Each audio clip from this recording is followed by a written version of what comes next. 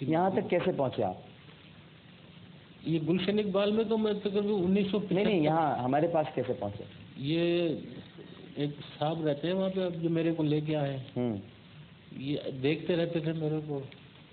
یہ ایک دن آئے، پھر انہوں نے میرے سے پوچھا، میں نے بولا یار اگر ایسی تمنا ہو جائے میرے کو عمرے کی تو خواہش میری جگہ عمرے کی ہے. پھر لگا مطلب عمرے پہ جانا چاہتے ہیں؟ جی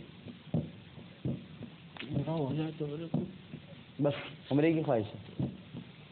باقی جب تک زندگی ہے اگر کوئی راشن پہنچانا چاہے تو مہینے کا کچھ خرچہ مرچہ وہ. عمرے پہ جا کے کیا کریں گے؟ رسول سے حال دل کہیں گے؟ ان کے جائے گے یہی پاکستان کا حال آگے رکھوں گا. ہم دن ہمارے بزرگوں نے ہمیں قبضہ کیا، ہم لڑ رہے ہیں. قاری صاحب وہ شعر آتا ہے آپ کو، اسی تمنا میں جی رہا ہوں کہ جا کے روزے کی جالیوں پر سناؤں حال دلی میں ان کو، سنے میرا ماجرا محمد. آتا ہے وہ شعر آپ؟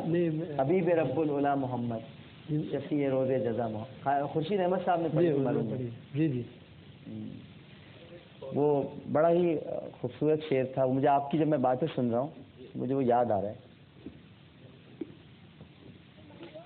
شعر کچھ یوں تھا، پتہ نہیں اب اس کی طرز ایسی تھی کہ نہیں تھی. میاں صاحب خورشید احمد صاحب نے وہ پڑھا تھا شعر کہ وہ اسی تمنا میں جی رہا ہوں کہ جا کے روزے کی جالیوں پر سناؤں حال دلی میں ان کو، سناؤں حال دلی میں ان کو، سنے میرا ماجرا محمد، سناؤں حال دلی میں ان کو، سنے میرا ماجرا محمد. ہم سب اسی تمنا میں جی رہے ہیں. وہ قربانی تو ہم نے دی، لیکن زیادہ دکھ میرے کو وہ تو تصویریں جب یاد آتی ہے، کوئی بات یاد کے دراجتا ہے تو دکھ سامنے آ جاتا ہے. لیکن زیادہ دکھ میرے کو یہ محسوس ہوتا ہے کہ مسلمان کو مارتا ہے، تو غیر مارتا تو میرے کو دکھ نہ ہوتا ہے. شہید کہلاتے ہیں، اللہ کے در میں شہید جاتے ہیں. جیسے ہمارا قافلہ شہید ہو گیا تو وہ شہید ہے. اب آپ کو دکھ ہوتا ہے کہ زبان کی بنیاد پر، لسان کی بنیاد پر ایک دوسرے کو ہم قتل کریں، عصبیت کی بنیاد پر. کتاب ایک ہے، ایمان ایک ہے، اللہ ایک ہے، رسول. اور ہم یہ سوچ کے مار دیتے ہیں یہ سندھی ہے، یہ مہاجر ہے، یہ پنجابی ہے، یہ بلوچ ہے، یہ میری ہے، یہ تیری ہے. بس اس کے اوپر نہ میری ہے نہ تیری، کچھ بھی نہیں رہے گا، سب کچھ ادھر ہی رہ جائے گا، کچھ بھی ساتھ نہیں جائے گا. آپ کو پتہ ہے ایک مرتبہ مہاجر اور انصاروں کے درمیان، انصار جو تھے نا جو مدینے میں تھے اور مہاجرین جو آئے تھے، تو ایک کنویں پہ جھگڑا ہو گیا. تو انصاریوں نے جو ہے وہ اپنے تمام لوگوں کو بلایا، مہاجروں نے بھی اپنے تمام لوگوں کو بلایا. تو سرکار تشریف لائے اور فرمایا کیا بھول گئے میں ابھی تک تمہارے درمیان موجود ہوں؟ دور جاہلیت کی رسموں کو زندہ کرنا چاہتے ہو؟ سبحان اللہ. اپنی نسبتوں پہ فخر کرو گے؟ تمہاری کوئی نسبت نہیں سوائے اس کے کہ تم مسلمان. لیکن ہم یہ بھول گئے. میاں صاحب کچھ کہنا چاہ رہے ہیں؟ میاں صاحب کچھ کہیں گے، ہمارے بڑے اچھے دوست. مائک لے لیں. ہاں انہوں نے عمرے کی تمنا کی ہے اور میں ان کی آنکھوں میں بھی آنسو دیکھ رہا ہوں اور آپ کی آنکھوں میں بھی آنسو دیکھ رہا ہوں، اور میرا یہ دل گواہی دے رہا ہے کہ آپ دل کرتا ہے کہ یہ عمرہ کریں. تو اگر مجھے اجازت دیں تو ان کے اخراجات میں اٹھا لیتا ہوں عمرے کے لیے.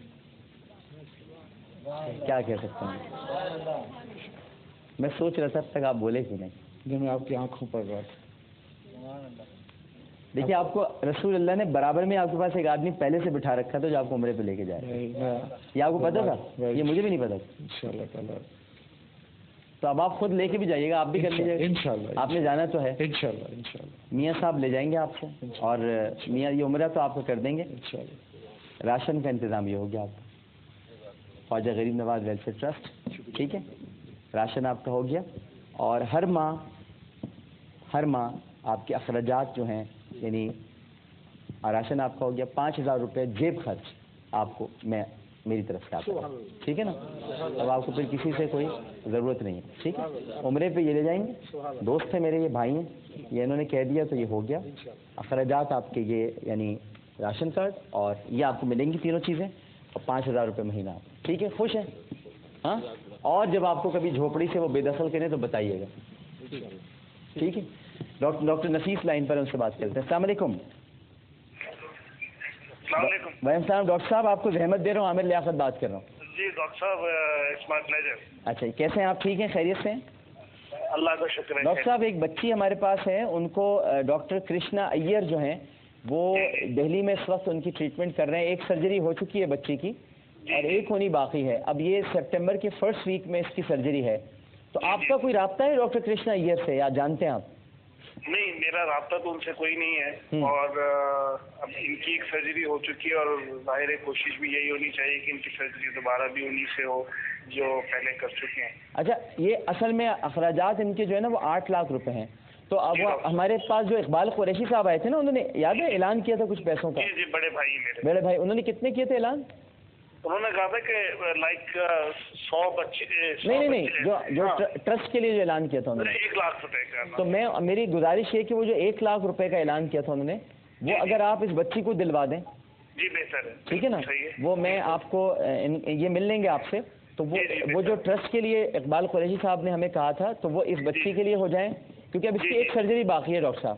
تو اس میں تو ظاہر ہے کہ آپ بھی کوئی مدد یوں نہیں کر سکتے کہ ان کو انہیں سے کرانا پڑے گا جہاں سے ہی کرا رہے ہیں.